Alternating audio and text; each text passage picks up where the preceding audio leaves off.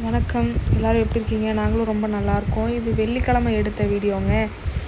நானும் என் ஹஸ்பண்டும் சேர்ந்து சரி கோயிலுக்கு போகலாமே அப்படின்னு சொல்லிட்டு யோசிச்சு போன வாரமும் போயிருந்தோம். சரி இந்த வாரமும் போயிட்டு வரலாமே அப்படின்னு சொல்லிட்டு தான் கோயிலுக்கு கிளம்பிட்டோம். பைக்கில் தான் போயிட்டுருக்குறோம். இது எங்கடா மலங்காட்டை காட்டுறேன் அப்படின்னு சொல்லி தப்பாக நினச்சிக்காதீங்க. இதுதான் எங்கள் ஏரியாவே. நாங்கள் ஒரு ஹில்ஸ் ஏரியாவில் தான் இருக்கோம். போகிற வழியெல்லாம் ரோடு பாருங்கள் எவ்வளோ அழகாக இருக்கும். இந்த ஊர் பைபாஸுங்க. இந்த இடத்துக்கு வந்தாலுமே இந்த இடத்த ஒரு வீடியோ எடுக்காமல் போகவே முடியாது. ஏன்னா அவ்வளோ அழகாக இருக்கும். இது காலையில் டைம் வந்ததுங்கிறனால இப்படி இருக்குது. ஆனால் ஈவினிங் டைம் சன்செட் ஆகும்போது பார்க்குறக்கு அவ்வளோ அழகாக இருக்கும். கேமரா எடுத்துகிட்டு இருக்கும்போது ரோட்டில் போகும்போது ஒரு வண்டியை குறுக்க வந்துருச்சு அப்படின்னா நம்ம மேலே வர மாதிரியே அவ்வளோ பயமாக இருக்கும். அப்படியே கோயில் பக்கத்தில் வந்துட்டு பார்த்திங்களா எவ்வளோ வளைஞ்சு போயிட்டு இருக்குது அப்படின்னு. நாங்கள் போகும்போது லைட்டாக மேகம் மூட்டமாக இருந்துச்சு. ஆனால் மழை வரல. ஆனால் ஈவினிங் டைம் மழை வந்துச்சு. உங்களுக்கு வீடியோவில் பார்க்கும்போது வெயில் அடிக்கிற மாதிரி தெரியும். ஆனால் கொஞ்சம் மேகமூட்டமாக தான் இருந்துச்சு. அப்படியே இந்த வழியாக போயிட்டே இருக்கும்போது லைட்டாக அப்படியே கோயில் வந்துருச்சுங்க. கோயிலெல்லாம் பக்கத்தில் வந்ததுமே சரி நாங்கள் 10 மணி ஆயிடுச்சு வரும்போது.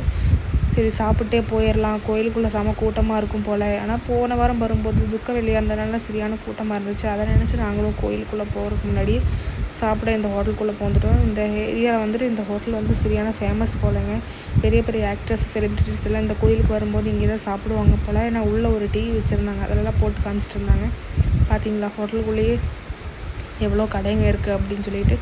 இந்த ஹோட்டலில் பிடிச்ச ஒரு விஷயம் அப்படின்னு பார்த்தீங்க அப்படின்னா இங்கே ஹோட்டலுக்குள்ளே ஒரு கிருஷ்ணர் ஒன்று இருப்பார்.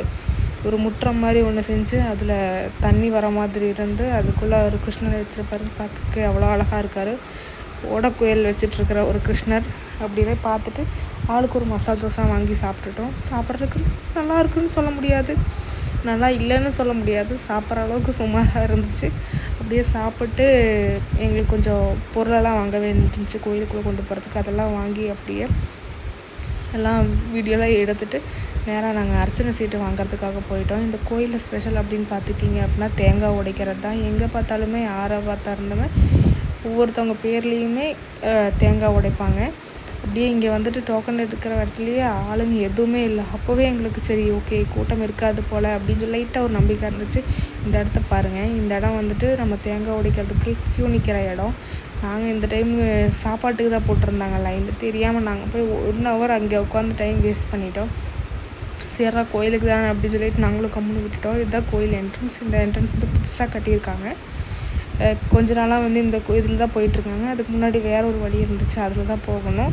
பார்க்கவே அவ்வளோ அழகாக இருந்துச்சு. இந்த பக்கம் லெஃப்ட் சைடு இறங்குறதும் ரைட் சைடு ஏறி வர மாதிரி தான் இருந்துச்சு.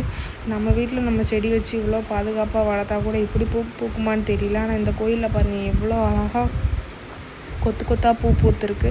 பார்க்குறக்கே அவ்வளோ அழகாக இருந்துச்சு. என்ன ஒரே ஒரு கவலை அப்படின்னா அதை தொடவும் முடியல, பறிக்கவும் முடியல. அதே தாங்க, கோயிலுக்குள்ளே வீடியோ அலோடு கிடையாது. அதனால நாங்கள் அப்படியே ஸ்டெப்ஸ் இறங்கி உள்ளே போயிட்டு திருப்தியாக சாமியெல்லாம் கும்பிட்டு வெளியே வந்துட்டோம். ஏன்னா உள்ளே சொல்லிக்கிற மாதிரி பெரிய கூட்டம் ஒன்றும் இல்லை. அதனால் நாங்கள் நிம்மதியாக சாமியெல்லாம் கும்பிட்டு வெளியே வந்துட்டோம். இந்த வழியாக இப்போ நான் ஸ்டெப் இறங்கி போவோம் பாருங்கள், அந்த வழியாக தான் ஸ்டெப்ஸ் இறங்கி போகணும். இந்த கோயில் எங்கே இருக்குது அப்படின்னு பார்த்தீங்கன்னா நம்ம கேரளா டிஸ்ட்ரிக்டில் கேரளாவில் மலப்புரம் டிஸ்ட்ரிக்ட் கடாம்பு பகவதி அம்மன் கோவில் தான். பார்த்திங்களே எவ்வளோ அழகாக இருக்குது. செடிங்களாம் எவ்வளோ அழகாக வச்சுருக்காங்க அப்படின்னு சொல்லிட்டு எல்லாம் சாமியெல்லாம் கும்பிட்டு முடிச்சுட்டு நாங்கள் சாப்பாட்டுக்காக க்யூ நின்றுட்டு இருந்தோம். அங்கேயும் பெருசாக கூட்டலாம் இல்லைங்க. ஒரு 10 நிமிஷம் 15 நிமிஷம் போல் தான் நின்றுட்டு இருந்தோம். சாப்பிட்டு வெளியே நம்மளுக்கு மெயின் கோயிலுக்கு சாமி கும்பிட்டு அடுத்த வேலை என்னென்னா கடைக்குள்ளே இது போகணும். கடை வீதின்னு ஒன்று இருந்துச்சுன்னா ஏதோ ஒரு கடைக்குள்ளே போகணும்ல. அப்படியே கடைக்குள்ளே ஒன்று பூந்துட்டு என்னென்னமோ யோசிப்போம். ஆனால் எது வாங்கணும் இது வாங்கணும் அப்படி இப்படின்னு பார்த்தா வாங்கிறதே ஏதோ ஒன்றா தான் இருக்கும். இதெல்லாம் பார்க்க அழகழகாக இருந்துச்சு. அதிகமாக கோயில் கடை வீதி அப்படின்னா சாமி ஃபோட்டோஸு, சாமி சம்மந்தப்பட்ட விஷயங்கள் தான் வச்சுட்ருப்பாங்க. ஒவ்வொரு டைமும் வாங்கிட்டு போய் வீட்டில் குளிச்சுட்டே இருக்குது அப்படின்னு சொல்லி திட்டு வாங்கிட்டு தான் ஏதோ ஒன்று பார்த்துட்ருப்பேன். அப்புறம் கடைசியில் நம்ம கண்ணுக்கு பட்டது இந்த ஜிமிக்கி தான். பொண்ணுங்களுக்கு சொல்லவே வேணும். எப்போவுமே கம்மல் ஸ்பெஷல் அப்படின்னா ஜிமிக்கி லவர் இல்லாமல் யாராச்சும் இருப்பாங்க. நல்லா சொல்லப்போனால் சரியான ஜிமிக்கி லவருங்க. அப்படியே பார்த்துட்டு அதில் ஒரு தோடு மட்டும் வாங்கிட்டு அப்படியே வீட்டுக்கு கிளம்பிட்டோம். இன்னொரு வீடியோவில் சந்திப்போம். அது வரைக்கும் உங்களிடம் அட்டுங்களா.